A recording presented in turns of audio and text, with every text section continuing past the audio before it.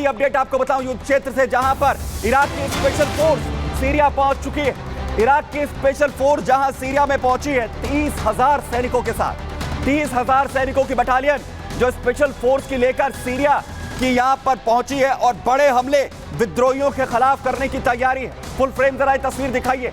ये पूरी फोर्स 30,000 सैनिकों की जो इस वक्त सीरिया में डट चुकी है, विद्रोहियों के खिलाफ असद सरकार की ओर से लड़ने की पूरी तैयारी यहां पर की गई है। जंग के मैदान में असद सरकार के समर्थन में लगातार जहां इस वक्त इराक खड़ा हुआ है, यानी लगातार जो कोशिश है वो इराक की ये कि कैसे भी जो विद्रोही हैं उन्हें यहां पर पीछे खदेड़ दिया जाए। लेकिन इस वक्त सीरिया का नक्शा आखिर कैसे बदलता हुआ नजर आ रहा है, मैं आपको तस्वीर जरा दिखाता हूं। दरअसल ये नक्शा देखिए, ये पूरा सीरिया का मैप, जिसमें ये आप जो ग्रीन कलर का आप मैप देख रहे हैं, ये असद रिजीम का ये पूरा का पूरा इलाका है। वहीं दूसरी तरफ अलेप्पो और इदलिब, जहां से शुरुआत हुई थी इस हमले की, अलेप्पो पर कब्जा हो चुका है, इदलिब पर कब्जा हो चुका है और हमा तक आप देख रहे हैं, जहां तक जो तस्वीर है वो बदलती हुई यहां पर नजर आ रही है। इसके अलावा जो लड़ाके हैं उनका कब्जा HTS का अलेप्पो और इदलिब के अंदर, जो आप ये पिंक कलर का पूरा एरिया देख रहे हैं,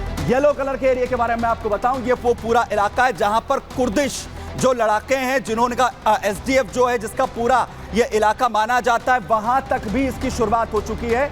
क्योंकि HTS और साथ ही जो SDF है उनके बीच में भी टकराव है। यानी अब HTS का पूरी ये कोशिश है कि एक तरफ न सिर्फ असद रिजीम के पूरे इलाके के अंदर यहां पर घुसा जाए, बल्कि दूसरी तरफ SDF का जो इलाका है उस पर भी कब्जा करने की पूरी कोशिश की जाए। यानी दमिश्क तक पूरा जो सीरिया है उसे कंट्रोल करने की कोशिश अब ये तमाम जो लड़ाके हैं वो करते हुए यहां पर नजर आ रहे हैं। यानी तस्वीर पूरी तरीके से बदलने की यहां पर कोशिश हो रही है। लेकिन अब सबसे बड़ा सवाल यह है कि आखिर दमिश्क तक क्या ये लड़ाके पहुंच जाएंगे? असद सरकार का क्या होने जा रहा है? क्योंकि तमाम देशों की सेनाएं भी इस वक्त सीरिया में पहुंच चुकी हैं। जरा देखिए,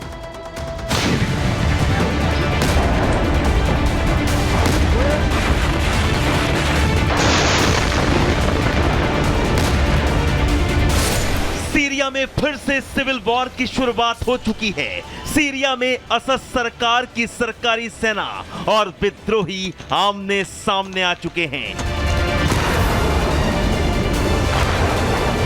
सीरिया की सेना और विद्रोहियों की बारूदी लड़ाई में अब तक 500 से ज्यादा लोगों की मौत हो चुकी है। बारूदी हमलों के बाद हजारों सीरियाई लोगों को मौत के डर से अपना घर छोड़कर भागना पड़ा है। सीरिया के शहर अलेप्पो, इदलिब, खानसिर और हमा पर सीरियाई विद्रोही गुट कब्जा कर चुके हैं। सीरिया की सेना विद्रोहियों को खदेड़ने के लिए उन पर ताबड़तोड़ हमले कर रही है।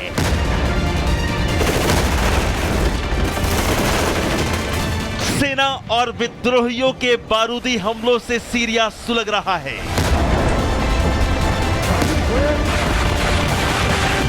सीरिया की लड़ाई में दुनिया की कई शक्तियां भी शामिल हो चुकी हैं। जंग का नया मैदान बन गया है मिडिल ईस्ट का सीरिया। विद्रोहियों से मुकाबले में कमजोर पड़ रही सीरिया की सेना को सपोर्ट करने के लिए रूस, ईरान और इराक आगे आ गए हैं। रूसी और ईरानी फाइटर जेट सीरियाई विद्रोहियों पर बम बरसा रहे हैं। रूसी फाइटर जेट्स के हमले में इदलिब और हमा के ग्रामीण इलाकों में काफी तबाही मचाई है। हयात तहरीर अल शाम के विद्रोही इन जगहों पर कब्जा जमा चुके हैं। उन्हें हटाने के लिए रूस सीरिया सरकार के साथ मिलकर एयर स्ट्राइक कर रहा है। सीरिया में भड़की इस ताजा लड़ाई से रूस और तुर्की भी आमने सामने आ गए हैं। दरअसल सीरिया के युद्ध में रूस असद सरकार के साथ है, तो वहीं तुर्की सीरियाई विद्रोहियों का साथ देता है। उधर ईरान कह रहा है कि उनका देश तो सीरिया का साथ पहले से देता आ रहा है। सीरियाई सरकार और सेना को ईरान की पूरी मदद मिलेगी। सीरियाई सरकार का अलेप्पो पर सिविल वॉर शुरू होने के बाद पहली बार कंट्रोल हटा है।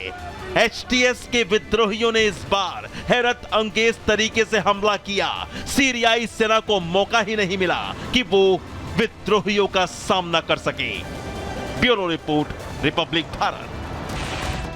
दरअसल बशर अल असद ने यह सोचा ही नहीं था कि इस बार विद्रोहियों का जो हमला होगा वो इतना खतरनाक होगा कि उनकी सेना को संभलने का मौका यहां पर नहीं मिलेगा।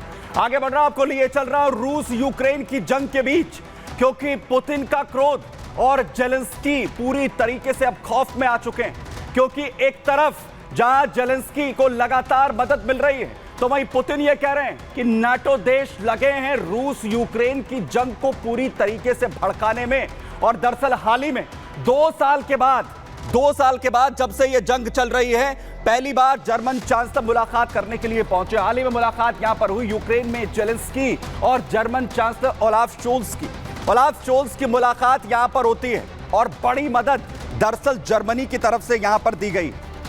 दोनों देशों के बीच में यूक्रेन को लेकर जो जंग है उसमें बड़ी मदद का यहां पर न सिर्फ आश्वासन मिला है, बल्कि साथ ही साथ यहां पर बड़ी मदद भी की गई है। क्या उसके बाद आकर कैसे जेलेंस्की ने न सिर्फ जर्मनी का धन्यवाद किया है, एक और साथ ही साथ अपनी डिमांड भी जोड़ दी है, जरा सुनिए। जर्मनी का एयर डिफेंस सिस्टम रूस के खिलाफ उनके देश की लड़ाई में एक ऐतिहासिक योगदान था। ये समर्थन बढ़ना चाहिए। जर्मनी का एयर डिफेंस सिस्टम रूस के खिलाफ उनके देश की लड़ाई में एक ऐतिहासिक योगदान था। ये समर्थन बढ़ना चाहिए।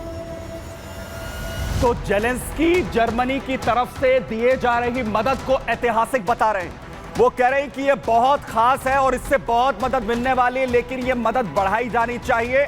और साथ ही वो नाटो देशों में उनकी सदस्यता को मजबूत करने की, उसमें मेंबरशिप की बात एक बार फिर से दोहरा रहे हैं। लेकिन एक बड़ा ऐलान भी जर्मन चांसलर की तरफ से किया गया, जिसमें एयर डिफेंस सिस्टम IRIS-T दिया गया है। कितना खतरनाक है, कितना मजबूत है, आपको बता रहा हूं। Short range, medium range air defence system है IRIS-T, जो दिया गया यूक्रेन को जर्मनी की ओर से।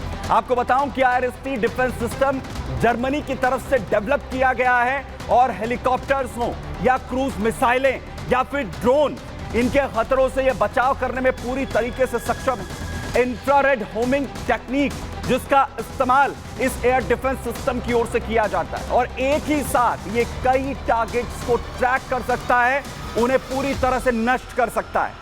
वहीं तेजी से ड्रोन स्वॉर्म या फिर लो फ्लाइंग क्रूज मिसाइलों से निपटने में भी ये पूरी तरीके से सक्षम है। वहीं इसका मॉड्यूलर डिजाइन इसे बेहद खास बनाता है और ये आसानी से अलग अलग वाहनों पर, जो भी मिलिट्री वाहन है उस पर इसे डिस्पैच किया जा सकता है, उस पर उसे लगाया जा सकता है। और वहीं इसी बीच बड़ी अपडेट आपको बताऊं, जहां जर्मनी की ओर से मदद यहां पर दी गई है, तो वहीं जेलेंस्की जो है वो बड़ी बात यहां पर कहते हुए नजर आ रहे हैं और बड़ी मदद यूक्रेन को यहां पर मिल रही है। यूक्रेन को $126 बिलियन की सैन्य मदद की जरूरत है। वो कह रहे हैं कि जो रूस और यूक्रेन की जंग लगातार चल रही है, इसमें $126 बिलियन की सैन्य मदद की जरूरत होगी 2025 तक। अगर रूस का मुकाबला करे यूक्रेन, तो उसे अभी और मदद की जरूरत है, यानी 126 बिलियन, और ये रकम रूस के रक्षा बजट से ज्यादा की जरूरत है। वहीं बड़ी अपडेट ये कि राष्ट्रपति जेलेंस्की शांति प्रस्ताव भी मान सकते हैं। वो जिस हालात से इस वक्त यूक्रेन गुजर रहा है, उसमें वो इनडायरेक्टली ये कह रहे हैं कि शांति प्रस्ताव उन्हें स्वीकार होगा, लेकिन उनकी नाटो सदस्यता कंफर्म की जाए। क्योंकि इससे पहले उन्होंने बड़ा बयान यहां पर दिया था, जिसमें उन्होंने कहा था कि यूक्रेन का जो हिस्सा बचा है उसकी रूस से सुरक्षा नाटो देश करें, उसकी गारंटी लें, तो उन्हें शांति प्रस्ताव मंजूर होगा। यानी टकराव रूस और नाटो देशों का इसके जरिए सीधा सीधा हो जाएगा, जो संग्राम पूरे विश्व युद्ध का होगा। संग्राम में फिलहाल के लिए इतना ही।